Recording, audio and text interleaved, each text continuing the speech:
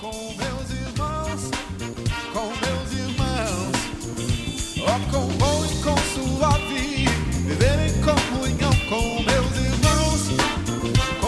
irmãos, a casa cheia da sua glória, é muita bênção, tem muita vitória, hipocrisia ficou lá fora, e a falsidade mandamos embora, é muita festa,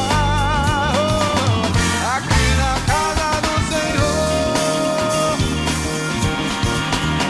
ó, com bom, com suave, viver em comunhão com meus irmãos,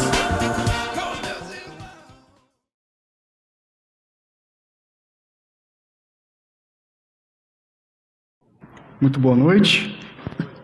Boa noite. Bom estar de volta. Para quem não sabe, eu não estava aqui em Londrina, estava no Rio de Janeiro, aproveitando o sol de 46 graus. Mas é bom estar com vocês de novo. Pessoal, vamos falar hoje sobre o verdadeiro perdão. Nós sabemos que Deus criou todas as coisas, inclusive o ser humano, como sendo bom para que ele morasse na terra criada por Deus, num governo perfeito. Mas de forma voluntária, Adão e Eva desobedeceram ao Senhor e pecam contra Ele. Eles buscaram autonomia. Essa é uma palavrinha que tem uma junção da palavra auto, que significa de si mesmo, e nomos, que significa lei. Ou seja, o que eles buscaram basicamente era viver conforme suas próprias leis. Mas Deus, em bondade, os perdoa quando lhes dá o primeiro anúncio do Evangelho, em Gênesis 3:15, quando ele fala para Eva que do ventre dela vai nascer aquele que vai pisar na cabeça da serpente e derrotá-la.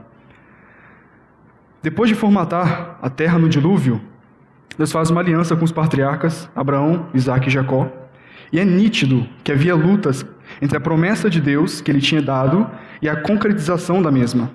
Abraão, por exemplo, não podia ter filhos com Sara, mas mesmo após a falta de fé que os dois tiveram, certa vez ele estava conversando, Deus estava conversando com Abraão, e Deus falou para Abraão que ele teria um filho, e Abraão riu dele.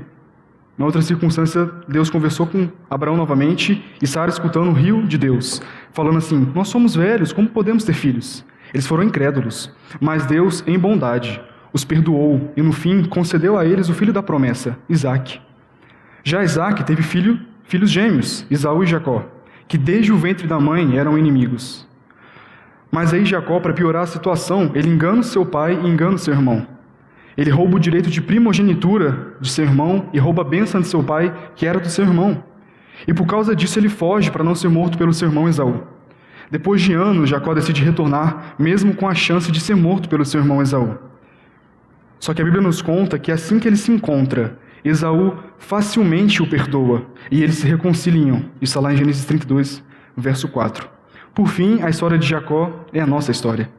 José, como eu acho que aqui a maioria sabe, ele era o filho predileto de Jacó, porque ele foi fruto do seu amor com Raquel, que era a mulher que Jacó realmente amava. Jacó tinha uma outra esposa, Lia, que ele não amava ela tanto assim, mas teve filhos com ela.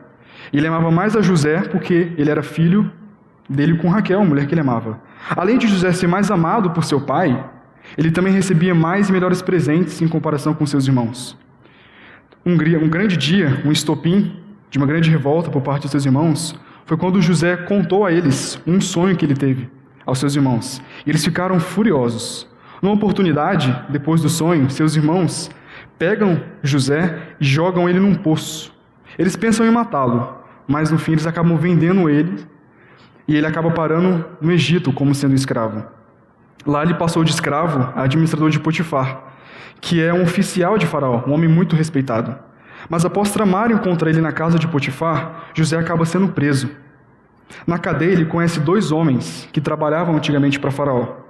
E esses 2 homens tiveram sonhos estranhos que José facilmente interpreta. E após interpretar os sonhos, eles não apenas interpretam, mas os sonhos eles se concretizam. Um dia Faraó também tem um sonho muito estranho que nenhum mago consegue interpretar. E esse homem que estava na cadeia e conheceu José conta para Faraó que ele conhece um homem que pode interpretar sonhos. Faraó manda chamar José para José interpretar o sonho dele. E José fala para ele que ele pode interpretar, mas ele faria isso no poder de Deus, não no poder dele. José interpretando o sonho de Faraó, a Faraó fica super admirado. e coloca ele como sendo administrador do Egito. Anos depois, José se encontra com seus irmãos, porque eles queriam comprar comida, porque a terra passava por um grande período de fome. Não tinha como produzir, não tinha onde comprar. Depois de todo um ocorrido entre idas e vindas, José se revela e prontamente os perdoa por tudo que fizeram de mal. Vamos agora ler o texto base. Essa é uma baita história, foi bem difícil resumir porque tem muita coisa. Gênesis 50, versículo 15 ao versículo 21. Diz assim: vendo os irmãos de José que seu pai já era morto, Jacó tinha acabado de morrer, eles disseram: é possível que José tenha ódio de nós, certamente nos retribuirá todo o mal que lhe fizemos. Por isso mandaram dizer a José: o seu pai, antes de morrer, ordenou o seguinte: é isto que vocês dirão a José: perdoe, por favor, a transgressão de seus irmãos e o pecado que cometeram, porque eles lhe fizeram mal. Agora pedimos que perdoe a transgressão dos servos do Deus de seu pai. Ao ouvir estas palavras, José chorou. Depois vieram também os seus irmãos, prostraram-se diante dele e disseram: eis-nos aqui, somos os seus servos. Mas José respondeu: não tenham medo, será que eu estou no lugar de Deus? Vocês, na verdade, planejaram um mal contra mim, porém Deus o tornou em bem, para fazer, como estão vendo agora, que se conserve a vida de muita gente. Portanto, não tenham medo, eu sustentarei vocês e os seus filhos. E assim José os consolou e lhes falou o coração. Vamos orar mais uma vez? Pai, muito obrigado pela tua palavra. Sabemos que nela contém todas as riquezas que podemos obter. Nós também reconhecemos que nós não podemos compreendê-la por nós mesmos. Então pedimos que o Senhor nos ajude, através do Espírito Santo, a entender o que essa passagem quer falar. Que olhando somente para ela, não para aquilo que nós queremos entender, não para aquilo que eu quero falar, mas olhando para a tua palavra, com a revelação do teu Espírito, possamos compreender, Pai, o que ela quer nos ensinar. Que nós sejamos transformados, que passemos a te servir melhor, que venhamos servir uns aos outros melhor. E é no nome santo e precioso de Jesus Cristo que nós agradecemos e pedimos. Amém. Em 1726, um grande pregador chamado Jonathan Edwards, aos 23 anos, ele assumiu como pastor auxiliar da sua igreja. 3 anos depois, seu sogro, que era o pastor titular, ele acaba morrendo. E Edwards, com 26 anos, se torna o pastor titular da igreja. Em 1750, após 21 anos como sendo pastor titular, ele acaba sendo demitido, porque boa parte da igreja entendia que você poderia servir a Santa Ceia a pessoas que eram incrédulas. Ele discordava disso. E por conta disso, ele acabou sendo demitido. No fim da pregação, conta o resto da história. Para ficar mais fácil nós entendermos o que o texto quer nos falar, eu dividi em quatro partes, para entendermos melhor o que o texto quer nos falar. A frase que resume tudo o que vamos estudar é: o verdadeiro perdão só pode ocorrer por meio de Cristo. Amém? Primeira parte, versículo 15. A falta de confiança. É nítido que os irmãos José não confiaram no perdão que ele já havia dado no capítulo 45, no verso 5. Vamos dar uma olhada? Que diz assim: agora, pois, não fiquem tristes nem irritados contra vocês mesmos, por terem me vendido para cá, porque foi para a preservação da vida que Deus me enviou adiante de vocês. José entendeu que tudo o que havia acontecido havia sido planejado e guiado por Deus, diferentemente dos seus irmãos. E Deus fez isso para que a família de Jacó fosse preservada, para que eles não morressem de fome, porque havia grande fome na terra. E ele fez isso para preservar a família de Jacó, que viria a se tornar a grande nação de Israel. Mas parece, quando olhamos para o texto, que os irmãos José não entenderam que Deus ele é autor de toda a história, e que de alguma forma ele está no controle de todas as coisas. No verso 15, eles falam que José vai castigá-lo pelo mal que eles fizeram a ele, porque seu pai já estava morto, ou seja, eles achavam que o que os separavam da condenação era Jacó, seu pai, e não a Deus. Podemos até ficar irritados com a postura dos irmãos de José, mas será que às vezes nós não agimos da mesma forma que eles agiram? Quando alguma coisa de ruim nos acontece, ou quando nós presenciamos alguma coisa ruim, e agimos como se aquilo não estivesse debaixo do controle de Deus, nós fazemos a mesma coisa que eles fizeram. Eu não estou dizendo que é fácil entendermos, como e por que as coisas são como são e acontecem como acontecem. Mas nós somos chamados a confiar no nosso Criador. Devemos agir submissos à vontade de Deus, entendendo que Ele está no controle de todas as coisas. Não passar no vestibular, um coração quebrado pelo fim de um namoro ou pelo fim de um relacionamento que quase deu certo, a traição de um grande amigo, é difícil de entender. Eu sei que é, porque eu já passei por essas coisas e sei que vocês também passaram. Só que o Senhor está no controle de todas as coisas. Ele faz o melhor e somos chamados a confiar nele e somente nele. O texto também nos mostra a dificuldade em lidar com a graça e com o perdão que os irmãos José tinham. Eles se encontravam diante de seu irmão José, que os havia perdoado há muitos anos atrás. Mas para eles não era o suficiente. Não era tão simples assim para eles perdoar. Eles poderiam pensar, simplesmente nos perdoar por ter jogado ele num poço e depois o vendido como escravo? Será que realmente é fácil assim? É simples assim? Não é possível. É assim que nós fazemos quando olhamos para o nosso pecado, que é grande demais, e olhamos para a graça e o perdão de Deus. E falamos, não pode ser tão simples assim. O meu pecado é grande demais, Deus não vai conseguir me perdoar. Às vezes temos essa coisa, de achar que o nosso pecado é grande demais. Meus amigos, realmente, eu e você, nós somos muito pecadores, somos sujos. O pecado fez isso com a gente. Mas deixa eu falar uma coisa para você. Não existe nada nesse mundo mais purificador que o sangue de Jesus Cristo que foi derramado naquela cruz. A limpeza completa do nosso pecado, no sangue de Jesus Cristo.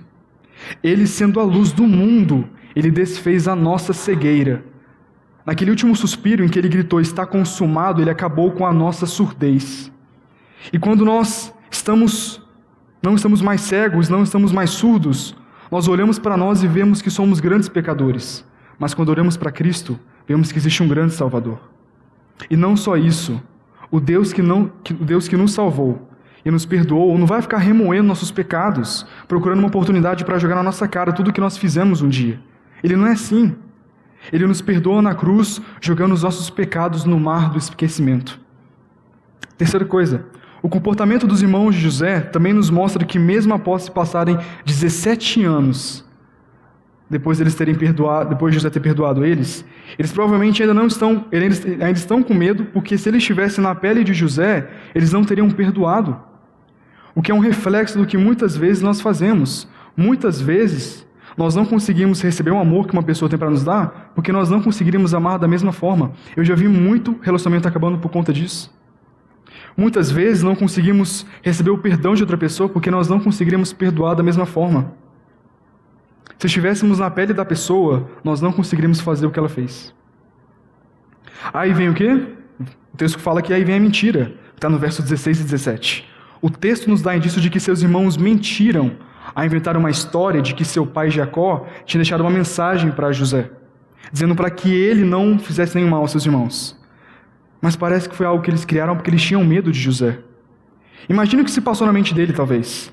Talvez ele tenha pensado, nossa, eu perdoo vocês e é isso que vocês fazem?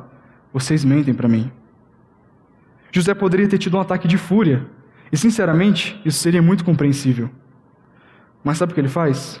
Ele chora, porque ele é manso. Na maioria das vezes, temos a mesma atitude. Tem uma situação difícil que pode nos prejudicar, ou algo do tipo, e preferimos mentir, ou não ser tão sincero assim, para nos safarmos do problema.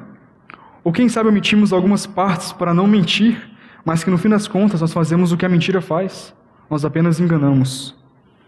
Por causa disso, nós podemos, consequentemente, não só prejudicar outra pessoa, mas podemos também magoar seus sentimentos, assim como aconteceu com José. Por mais que a verdade doa, ela tem um poder curador, enquanto por mais que a mentira não doa, ela mata. Como dizia John Huss, um pré-reformador, ele falava e ensinava contra algumas atitudes que a Igreja Católica tinha no seu tempo. Ele falava assim, eu prefiro feri-los com a verdade do que matá-los com a mentira. Forte, né? Mas é verdade.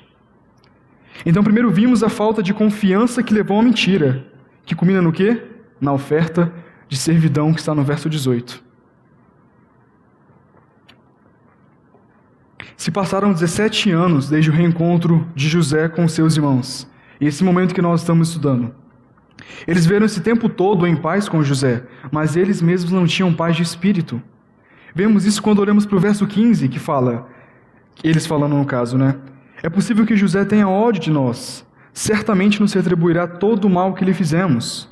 Diante disso, eles tomam uma péssima decisão em mentir.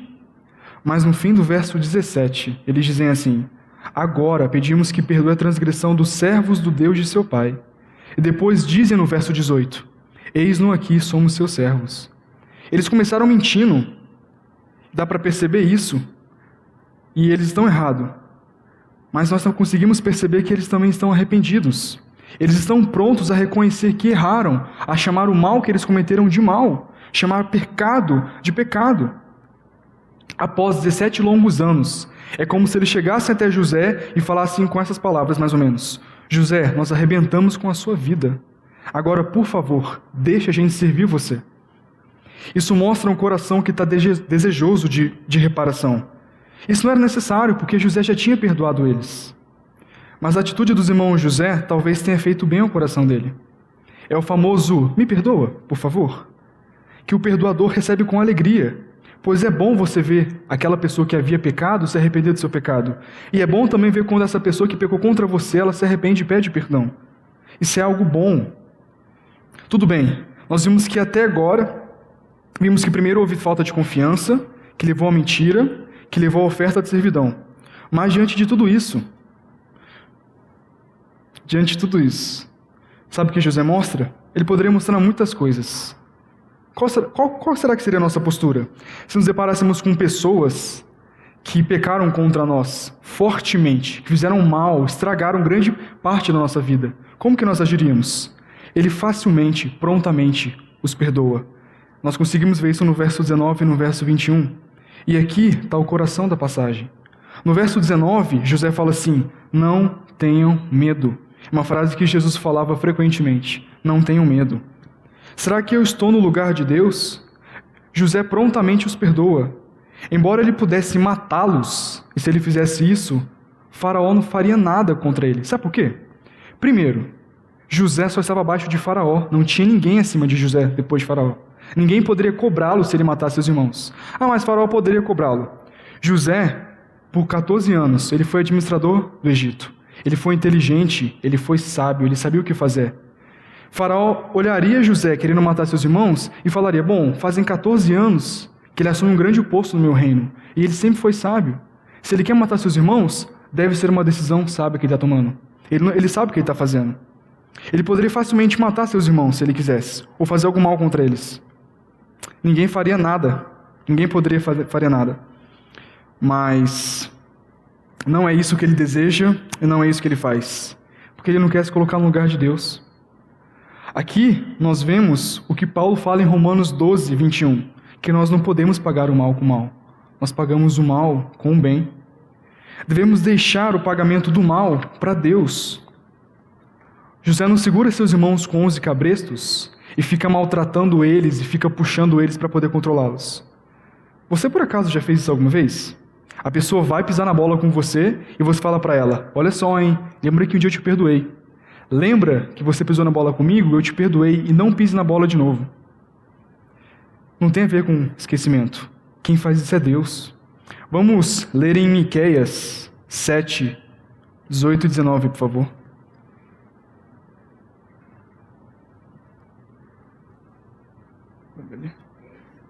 Miqueias, capítulo 7, versículo 18 e 19.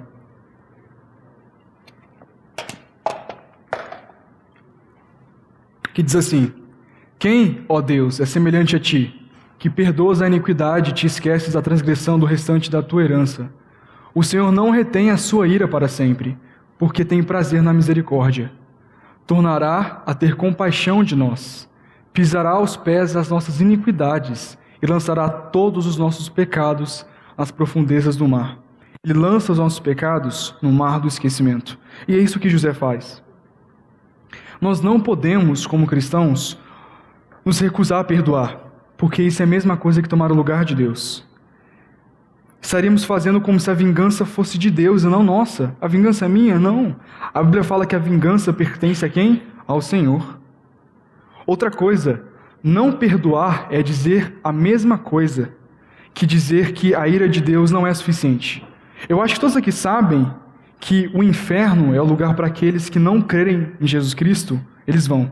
A pessoa não creu em Jesus Cristo, não teve seus pecados perdoados, não foi salva, consequentemente vai para onde? Vai passar toda a eternidade no inferno.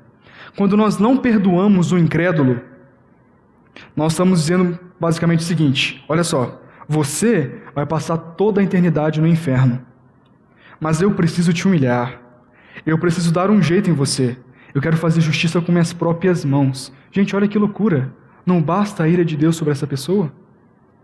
Por outro lado, quando nós não perdoamos um crente, é a mesma coisa que dizer para Deus que o padrão dele foi satisfeito naquela cruz quando Jesus foi humilhado e foi morto, para que o pecado desse crente fosse perdoado. Mas você fala assim para Deus: Deus, o seu padrão foi satisfeito, mas o meu padrão é mais alto que o seu, porque você pôde perdoar, mas eu não pude. Sabe aquela brincadeira de que quem tem dó é violão, quem tem limite é município, quem perdoa é Deus? Está errado, nós temos que perdoar. Se Deus perdoou, quem somos nós para não perdoar? Sem contar que o perdão nos liberta de um peso terrível que nós carregaríamos se nós não perdoássemos. Gente, os mandamentos de Deus, eles não são dados a Deus só para que a gente siga eles, é para a gente seguir também, mas Ele nos dá porque faz bem para a gente. Eu conheço muita gente que não perdoa as pessoas, são pessoas doentes, são pessoas que lembram de pecados que cometeram há 20 anos atrás contra ela, lembram uma pessoa que já morreu, lembram um período do ano, lembra exatamente a circunstância, são pessoas doentes de alma. Deus fala para que a gente perdoe, porque o perdão faz bem para a nossa alma, faz bem para o nosso espírito. Do verso 20 ao 21, que é a parte B, nós percebemos que José, de forma muito diferente dos seus irmãos, ele entende a soberania de Deus, que ele já tinha falado para eles há muitos anos atrás. Como diz Paulo em Romanos 8:28, sabemos que todas as coisas cooperam para o bem daqueles que amam a Deus, daqueles que são chamados segundo o seu propósito. Claro que José não conhecia Paulo. Paulo vem muito depois de José. Só que José conhecia o Deus de Paulo. É interessante pensar que na graça comum, os ofensores passam a ser protegidos por aquele que foi ofendido. Não apenas isso, até aqueles que não são de Deus, eles são beneficiados na graça comum. A Bíblia fala que o sol, que faz com que a escuridão seja afastada, nasce para o justo e nasce para quem? Para o injusto. A Bíblia fala que a água, a chuva que cai do céu, que faz com que o ambiente fique mais fresco, que faz com que a terra fique molhada para poder dar fruto, ela cai só para justo? Não, ela cai também para quem? Para o injusto, por causa da graça comum. Deus, sendo bondoso, beneficia toda a humanidade. O povo do Egito, eles não faziam parte da nação de Israel. E ainda assim, com a administração de José, eles foram os primeiros a serem beneficiados, porque quando houve fome na terra, eles foram os primeiros que não passaram fome. Agora note, José, ele é perdoador e ele é manso. Quando vocês pensam na palavra manso, perdoador, vocês lembram de quem? Eu lembro de Jesus. Além de dizer para que seus irmãos não tenham medo, porque não vai cobrar nada deles e não vai fazer nenhum mal para eles, ele fala que vai sustentar eles e os filhos deles, que são os sobrinhos de José. José simplesmente perdoou. Sabe por quê? Porque ele, mais do que ninguém, ele conhecia do perdão divino. Muitas das vezes que nós não conseguimos perdoar, ou não conseguimos receber perdão, sabe por quê? Porque nós não conhecemos o perdão de Deus, mesmo que a gente ache e fale que conheça. O perdão de Deus, que é grandiosíssimo, basta nós lembrarmos da parábola do servo que não queria perdoar, que está lá em Mateus, que Jesus ele mesmo conta. Ele fala que tinha um senhor, que tinha um servo, e esse servo devia 10.000 denários a esse senhor. E quando ele foi questionar esse servo, foi cobrá-lo da dívida, esse servo se humilhou e pediu para que ele perdoasse a dívida. Ele bondosamente perdoa, e fala que ele pode ir embora. Assim que o servo sai da presença do Senhor, e ele encontra o seu outro servo, o seu senhor, que deve apenas 10 denários. Ele pega ele e cobra ele, dizendo: cadê o meu dinheiro? Ele se humilha e pede para que ele perdoe sua dívida. Sabe o que ele fala? Que não vai perdoar. Ele joga ele no calabouço, jogar na prisão e falar que só vai perdoar a dívida dele depois que ele pagar a dívida dele. Depois que ele conseguir pagá-la. Depois que o Senhor fica sabendo dessa situação, ele chama o servo e fala: como assim? Você é um servo mau, porque eu te perdoei uma dívida muito grande e você não pôde perdoar uma dívida tão pequena? José, ele entendia isso. Ele entendia que o perdão que Deus dava para ele era muito maior do que o perdão que ele tinha que dar para os seus irmãos. Mas assim somos nós, iguais aos irmãos José, quando nós não conhecemos o perdão divino, não conseguimos perdoar e não conseguimos receber perdão. Nós achamos que o mal que fazem a nós é algo muito grande, mas nos esquecemos que fomos perdoados de dívida muito maior. No fim das contas, perdoar é uma questão de gratidão a Deus. Nós perdoamos porque fomos perdoados. Nós amamos porque fomos amados. Nós ajudamos porque, antes de tudo, nós o quê? Fomos ajudados. Deus nos dá bondade para que nós possamos passar adiante. Você pode se perguntar: o que eu posso fazer para conseguir perdoar? Porque quantas são as vezes que eu sofro algum problema, alguém faz alguma coisa contra mim, e eu entendo que eu tenho que perdoar, mas eu não consigo. Eu quero dar 2 sugestões que eu uso bastante, que me ajudam, e que outras pessoas também usam e ajudam elas, para que elas consigam perdoar outras pessoas. Primeiro, sempre que tiver que perdoar alguém, leia a oração do Pai Nosso, naquela parte que fala: Deus, perdoa as nossas dívidas, assim como nós também perdoamos aos nossos devedores. Lendo essa parte, tendo em mente que você quer pedir perdão a Deus, imagine você chegando diante de Deus e você fala assim para Ele: Deus, eu quero confessar o meu pecado, esperando que você me perdoe, mas eu não quero perdoar o pecado do meu próximo. Olha que coisa pesada. Quando você pensar isso vai mexer com você, fazer com que o seu coração seja mais humilde e vai te ajudar a perdoar aquele que peca contra você. Segunda coisa, sempre que puder, leia a parábola do servo que não queria perdoar e dê atenção especial na parte que diz assim: então o Senhor, chamando aquele servo, lhe disse: servo malvado, eu lhe perdoei aquela dívida toda porque você me implorou. Será que você também não devia ter compaixão do seu conservo? Assim como eu tive compaixão de você? Após ler esse trecho, se imagine estando diante de Deus, Ele falando assim para você. Imagina Ele falando para você: meu filho, você vem confessar o seu pecado esperando perdão, mas você não quer perdoar o pecado do seu próximo? Imagina essas coisas, e elas vão te ajudar a perdoar aqueles que pecam contra você.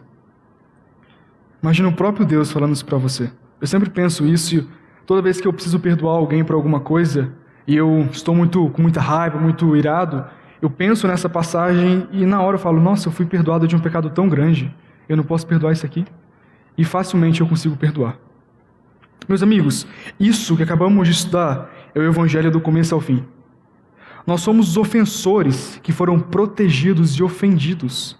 Nós ofendemos a Cristo com a nossa iniquidade, com as nossas ofensas, com o nosso pecado.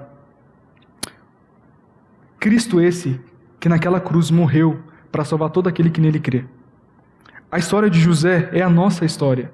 Nós somos os irmãos de José. Nós somos os vilões da história. Gênesis é o livro que conta a nossa história. Ele fala da criação e da queda, mas fala do perdão, da redenção, que é o Evangelho, que, como diz Paulo em Romanos, é o poder de Deus para a salvação de todo aquele que nele crê, para que tenha vida eterna. O livro fala disso e a história acaba de uma forma muito bonita, com José perdoando seus irmãos. A história de José é o resumo do que acontece na Bíblia, é o resumo do que acontece na história da humanidade.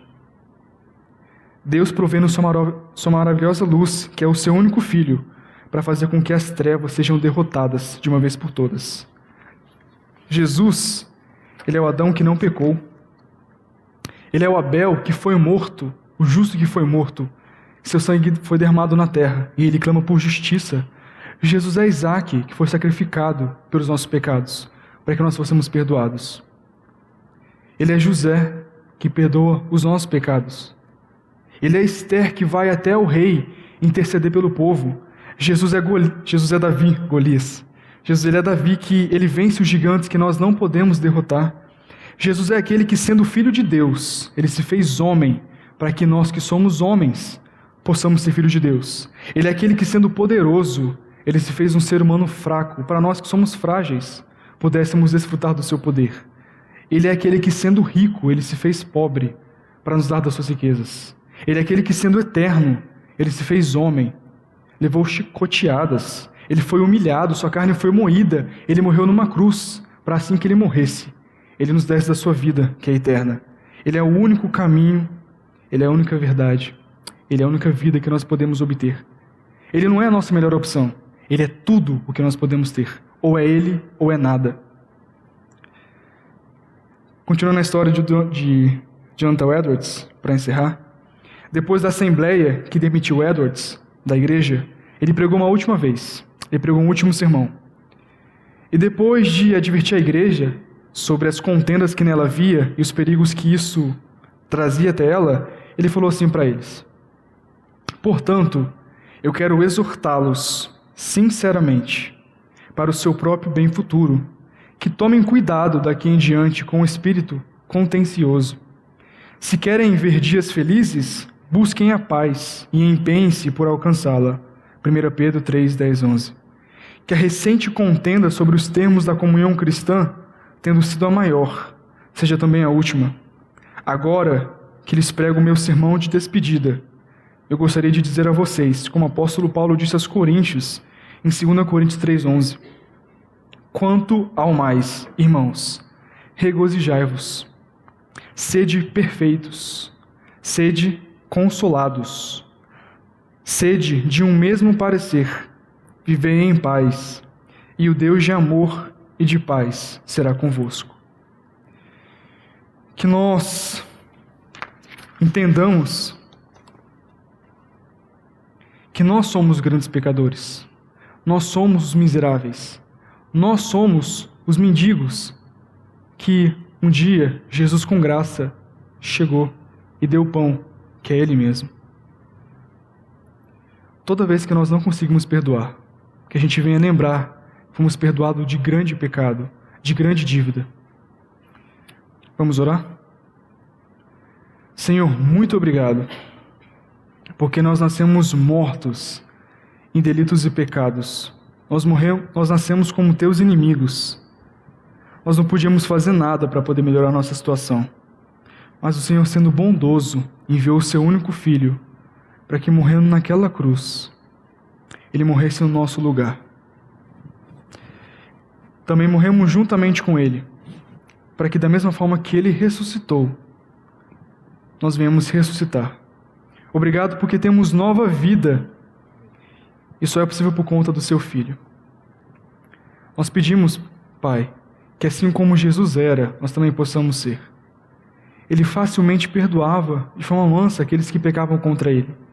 Então nós pedimos que o Senhor nos dê um coração perdoador, para que venhamos perdoar o mal que cometem contra nós. Nos perdoe se nós não temos perdoado os pecados daqueles que pecam contra nós, e nos fortaleça pelo Teu Espírito para que possamos perdoar. Pedimos que o Senhor venha nos santificar e fazer com que diariamente possamos nos parecer cada vez mais com Cristo.